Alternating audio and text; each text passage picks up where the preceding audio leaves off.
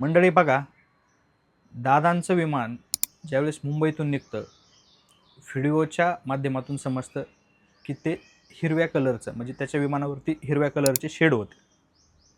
हे व्हिडिओमध्ये स्पष्ट दिसतंय, खाली फोटो पण टाकलेला आहे त्याचा. आणि ज्या विमानाचा बारामतीमध्ये अपघात होतो त्या विमानावरती हिरवे पट्टे नसून रेड पट्टे आहेत. आता हे कोणी बनवलं, हे खरे की खोटे, ह्या अजून तपासाचा विषय. पण महाराष्ट्राला जो संशय आहे की दादांचा घातपात झालेला असावा आणि त्याच्यामध्ये वेगळंच विमान वापरलं की काय, पायलट वेगळेच दाखवले की काय, हा एक महाराष्ट्राला पडले प्रश्न आहे.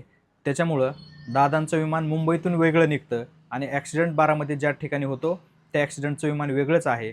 हा नक्की काय गौडबंगाल आहे, हा अख्ख्या महाराष्ट्रासमोर जेवढं लवकरात लवकर येईल तेवढं चांगलं होईल. आणि जनतेला जो हा प्रश्न पडलेला आहे, घातपात आहे की काय, त्याच्यावरती सरकारनं लवकरात लवकर स्पष्टीकरण द्यावं, एवढी अपेक्षा आहे.